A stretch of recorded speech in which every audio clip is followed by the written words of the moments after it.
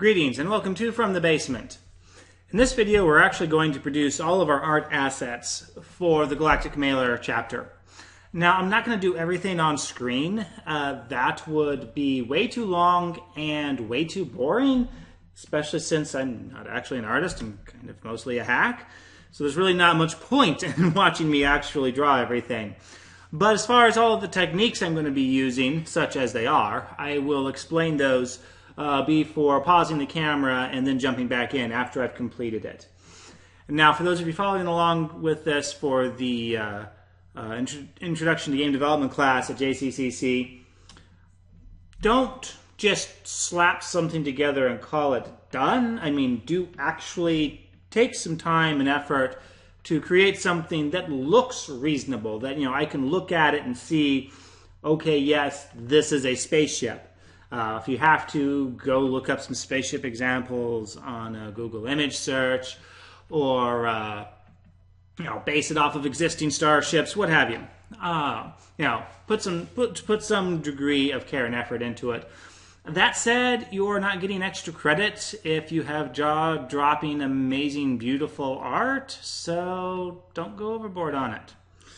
Okay, so when you're developing assets for a game, you need to be very clear as to what exactly is it that you need, because human memory is very fallible. You really can't trust your memory unless you're like a very small percentage of the population that has perfect recall. And so you need a list. You need an asset list, and that's what I've done off camera here. I have listed out all of the visual assets that I am going to need for this project.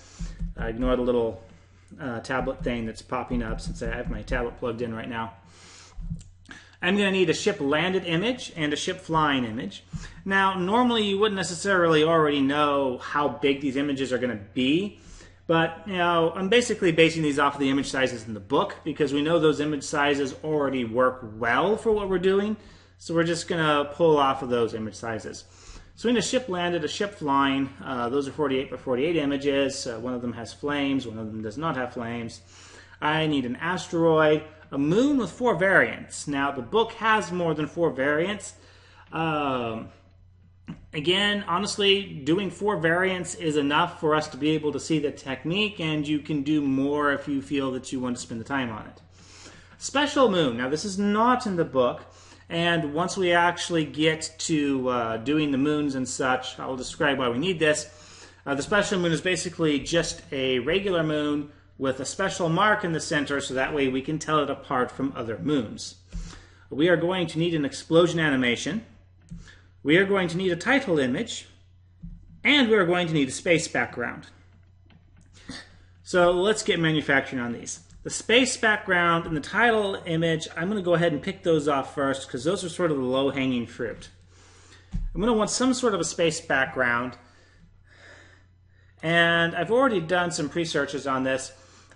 Interestingly enough, actual space pictures usually don't work out all that great for games. They're too busy.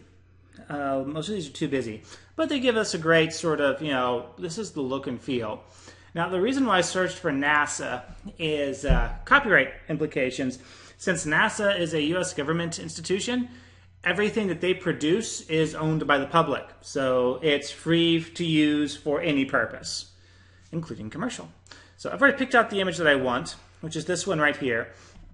Now, one thing you do have to be careful of when you are searching through NASA images is some of these things are just friggin' huge. I mean, look at the pixel size on this thing, 4,000 by 2,758. We have a 640 by 480 room size.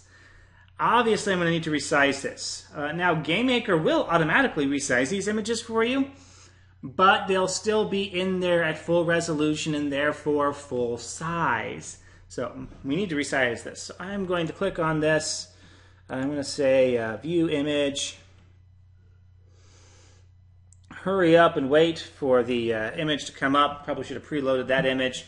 And what I'm going to do, once this comes up, is I'm going to copy this and paste it into GIMP. So I'm going to right-click, copy image. Please don't do this unless you actually know that you can use the image.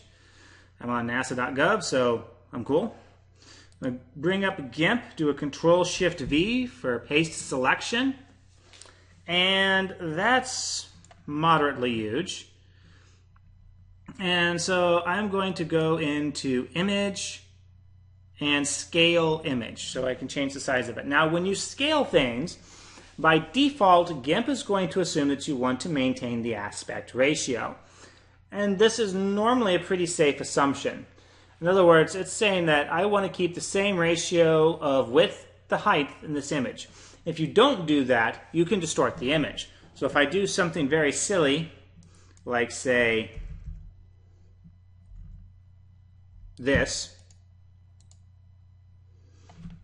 now I try to zoom in, yeah, horrific distortion. That's not what we want. So scale image 640. However, I don't get my 480 here like I want, so I am going to have to break this. I click on this little link here, and now I can manually type in 480. I'm only shifting it by 40 pixels, so there's not going to be much distortion to speak of here. Click on scale, and that looks a lot better in terms of size. That's actually full size of the image right there. I'm going to export this out. Now I am going to go to the desktop, create a folder, call it Mailer, so that way I have a place to put all these things, and dump it in there. Whoops, better change the name first, so I'll call this Star Background. Export. And that takes care of our background. Now the title image is going to be just as easy. We'll go ahead and close this out. Now, interesting thing, GIMP does not recognize exporting as saving, so when you go to close it out, it's going to warn me I have not saved changes, but it will tell me that I have exported it. So just so you know, I'm going to close without saving. File, new. I need a 640 by 480, and I'm going to want this transparent. So advanced options, fill with transparency. And then I'm going to grab the word tool here. See here, probably should choose a light colored fonts.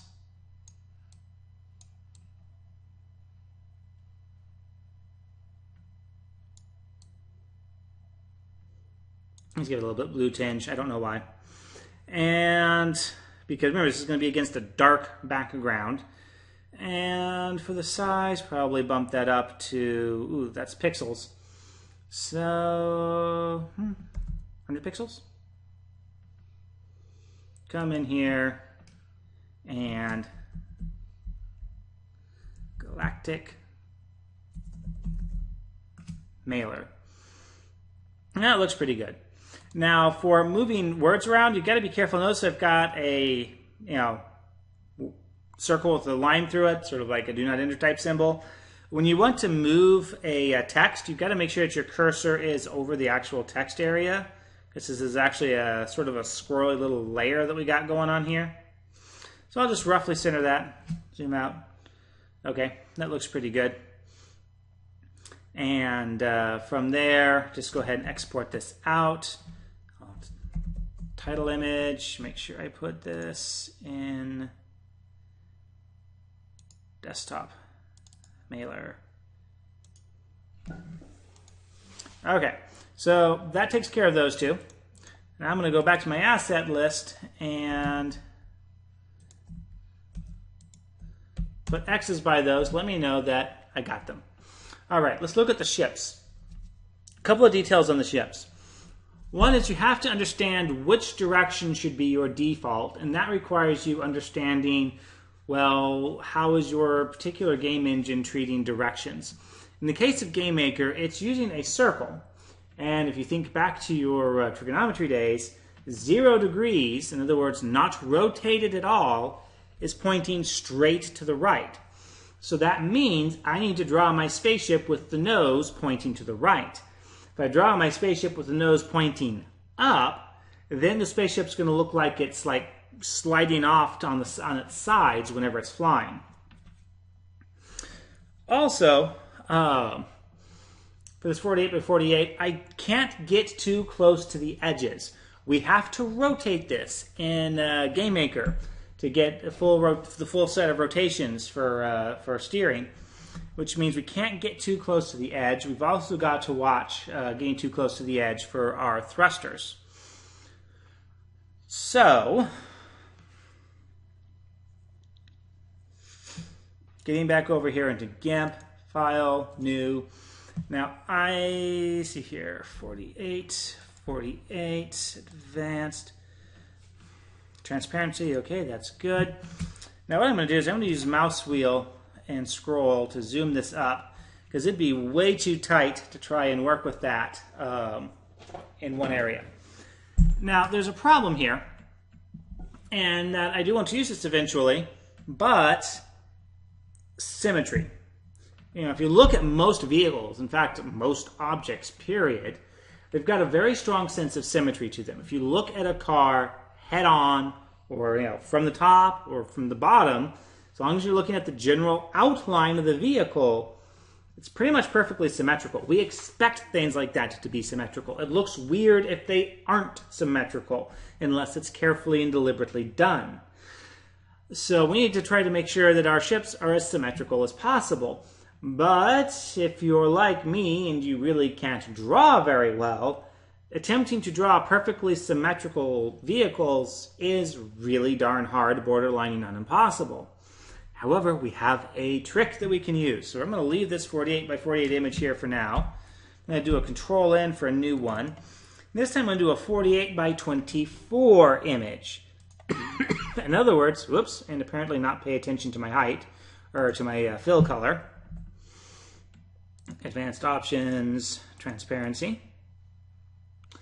And then I'm not going to pay attention to my height settings. I'll get this right eventually. Height 24, fill with transparency. There we go. So what I have now is a half-sized portion. So I'll draw half the ship on here, and then copy and paste both halves onto this part, flipping one of the halves. And again, really, the only directive here is that you can tell which end is the nose, which has to be right here, and which end is the back. Now we're going to draw the ship landed first, and then we'll go back in and put in the flames for the ship flying. So at this point, I'm going to go ahead and cut the video until I am ready to show my completed masterpiece. And back. Beautiful, isn't it? Yeah, I know. Not going to win Game Art of the Year award with this one. But it's got the important parts. I can, for the most part, tell it's a ship. It'll look a little more shipish once we get the other half stitched in there. And I'll be able to tell which end's the front and which end is the back, especially once I get those thruster flames in there. So now that I have half a ship, let's see how I can go about getting a whole ship. So I'm going to take this image here, and go away layers for the moment, do a Control-A for select all, Control-C, come back over here to my main one. Now I'm going to want to do a couple of things first. I'm going to want to set a grid and a snap, because if I mispaste this by even a pixel, it's going to be really obvious. Actually, for a 48 by 48 pixel image, I can probably do it pixel perfect, especially this zoomed in. But for the sake of showing off the features, I'm going to go to View, Show Grid, View, Snap to Grid.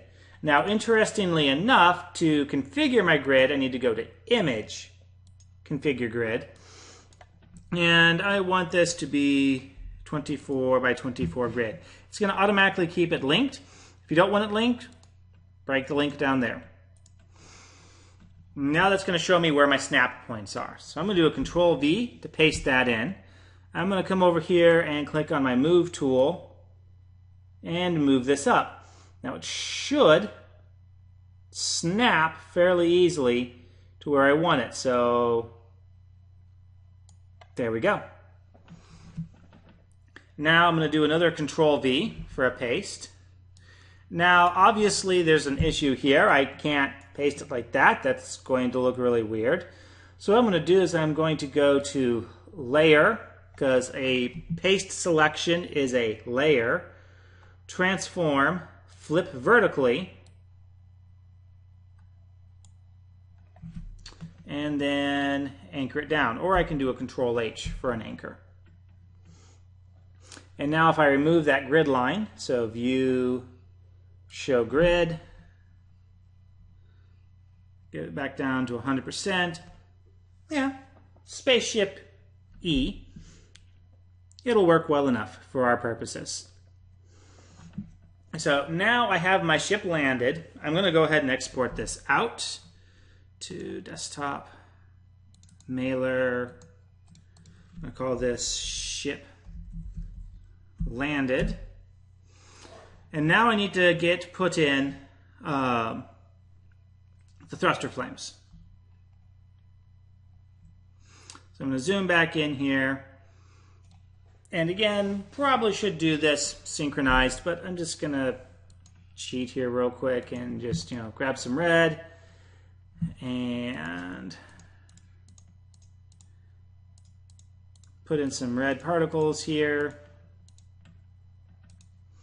Grab some yellow, put in some yellow particles. Actually put in a whole bunch of yellow here. And I'll go back in and put the red back in.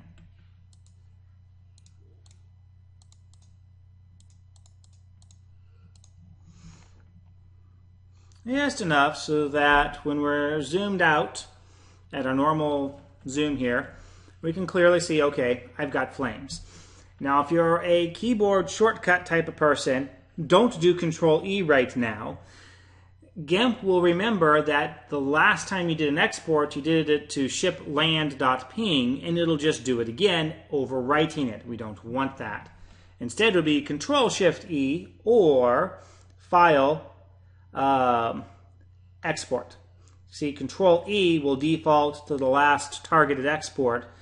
Control-Shift-E or Export will bring up the rename prompt.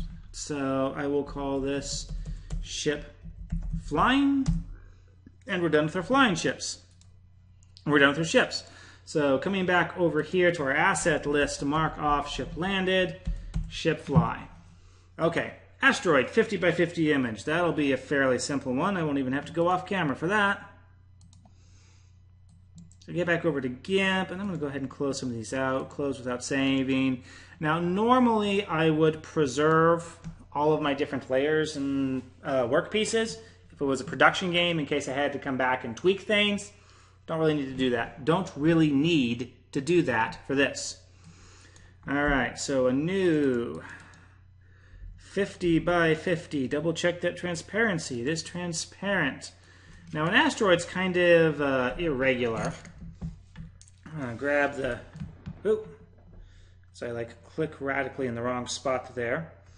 Grab the tablet here so I can get a little bit better thing. So here, brown's kind of down here. So I'll choose a darkish brown for my outline. And I'll just Control Z. I'll just kind of squiggle down here.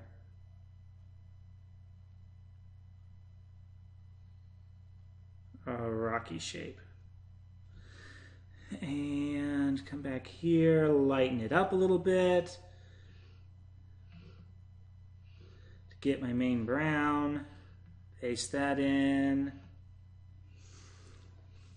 And now I want to add some noise to this. So what I'm going to do is I'm going to use my select tool, select that area, which it's selected. I honestly don't know why I don't have my marching ants. I've never encountered this before in recording. The ants are there. And filters. Filters has all sorts of fun stuff to play with. I'm going to go in to distort. Oh, where is it? Ah, here we go, noise. And I'm going to do some RGB noise. And you got to be careful with this. I don't really want to get too much color in this.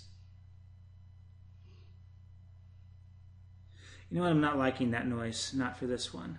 Let's go to filters, noise, hurl. There we go, that will be a little bit better.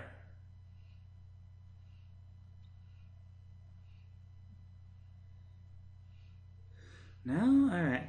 Sometimes it takes a little bit of trial and error to get the right noise filter, depending on what you want. Ah, here we go.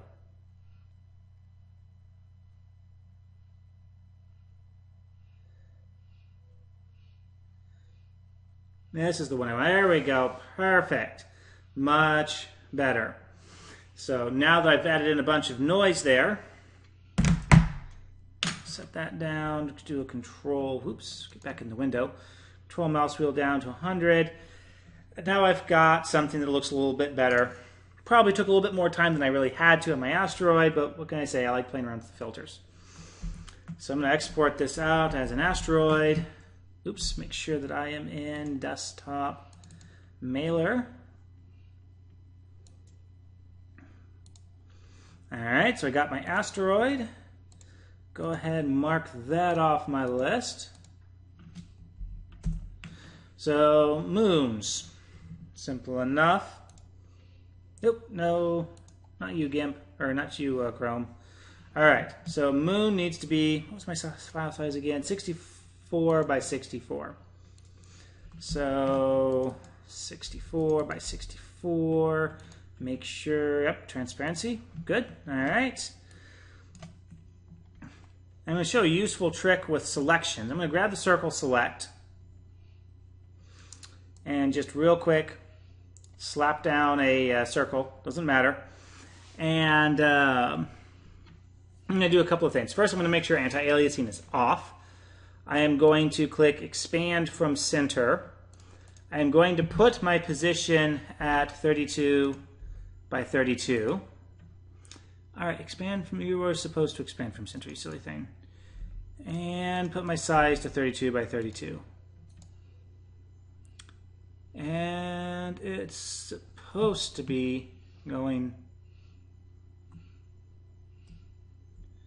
from the center here. I'm not entirely sure here. Let me redraw this. Ah, there we go. So I'm going to use my coordinates down here to get it to 32 by 32.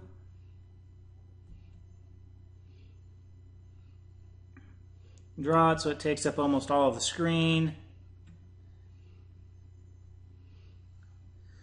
And see here, a moon should be gray, so let's find a good.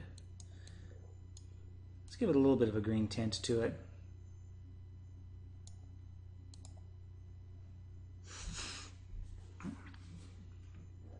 And paste.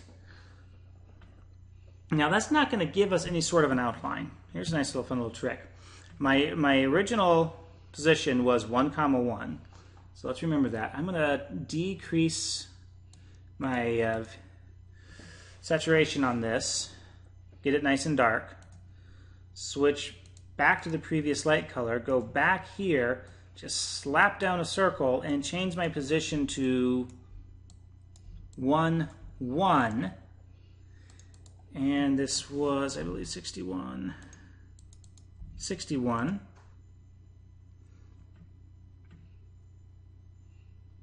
And it's being stubborn for some reason.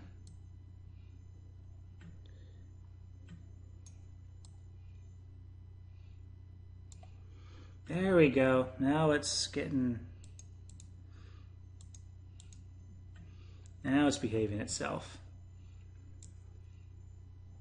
So I decreased the size by 2, increased my position by 3. Now I can take the fill tool, fill it in, and now I've got a outline on it that helps sort of highlight it a little bit better. Now I mentioned we need 4 variants. So I'm going to use this as my base, and I'm going to create a new image that is a little bit different. So I'm going to do Control N. And for my width, I'm going to do 256. Why 256? Well, that's 64 times 4. And of course, every time I don't check for that size, or the fill, it changes it naturally. Transparency, 256 by 64. Now what we're going to do is we're going to do our 4 variants here. So I am going to view show grid, view snap to grid, image, configure grid, change this to 6464, okay. Now my snaps are going to work out great. Come back over here to my original moon. Actually, first let's increase the size on that, decrease the size on that window. Control A, Control C, Control V, M for the move tool. And it should just snap nice and neat in there. Control H to anchor. And now let's see here. Control V, drag it over. Control H, Control V, drag it over. Control H, Control V, drag it over. Yep, okay. Control H. So now I've got my 4 different moons, and now I can put my variations on them. Again, since this is placeholder art, I'm actually going to kind of cheat on this a little bit. And grab here, obviously a size of 800 pixels is not going to work on this. Let's see here, let's look at 12 and choose sort of a nice dark color here.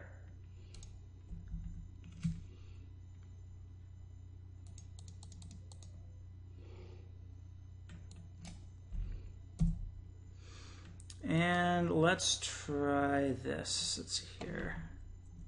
Delete A. Increase this up to 16. Yeah, 16.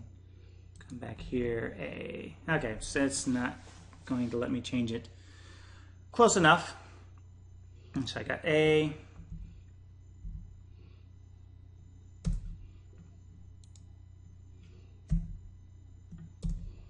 B, C, D,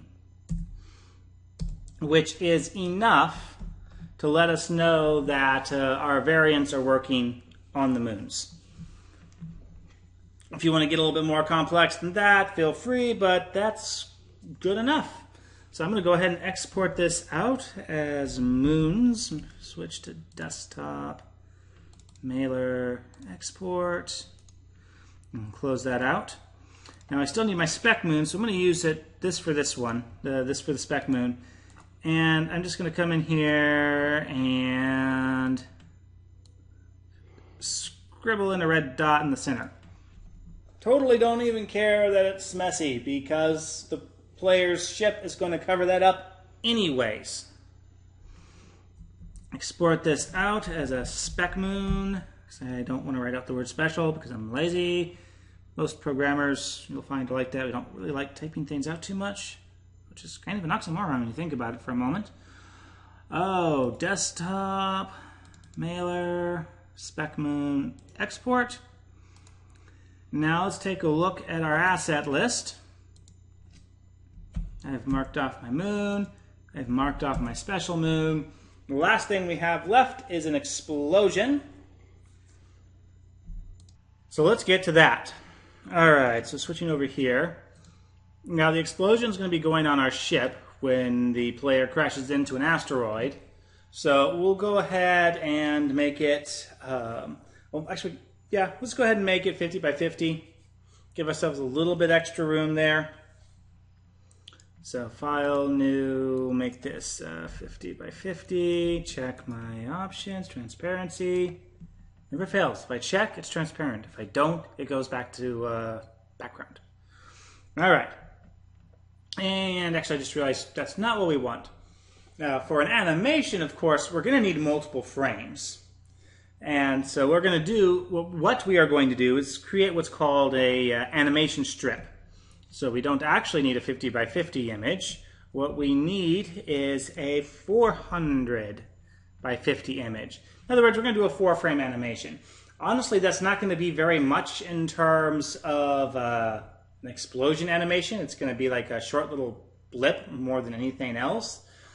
Again, just sort of more showing the principle here versus trying to create an actual good-looking explosion. So create that, and I'm not going to turn snap on, but I do want to show my grid. So that way I can easily see where my frames are. So I'm going to say configure grid, change this to 50. Okay. And apparently I can't do basic math because that's like twice as many frames as I intended to make. Okay, well, we'll run with it. Well, actually, no, I'm not going to run with it. Image, scale image, break the link, 200. I only really want to do 4 frames on camera here. Now, if you want to do a more thorough explosion, feel free. Obviously, the more frames you put in, the more detailed your explosion can be. Also, the longer it lasts, so keep that in mind. You don't want to have the player watch a 30-second long detailed disintegration of the mailer ship every time they run into an asteroid. And so I'm just going to keep this fairly simple. I'm going to grab the circle tool here. I'm going to increase my size a little bit here. Apparently listen to a dog squeak a toy. Stop that, dogs. And okay, so I'm going to start off with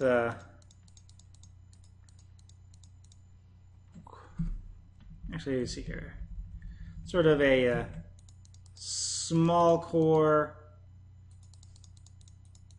a little bit larger. Oops. Start spacing out the center.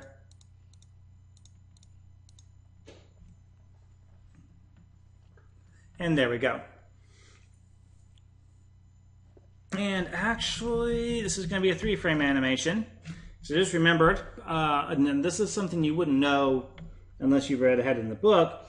We need an empty frame on the explosion. Why will become obvious once we actually implement this, but we need an empty frame. So 3-frame explosion, good enough. It shows the general theory. Now, I would expect that your explosions would be just a little bit better than this. You know, this video is already well past the half-hour mark, and so I need to sort of cut this off. And so that's why I'm not going to try and spend more time trying to get this explosion set up properly. So I'm going to export this out, desktop, mailer, boom. And one final time, head back to my list. And yes, I have all of my art assets created now. So the next step is going to be to create my visual effects and background music, and that will be in the next video. Until then.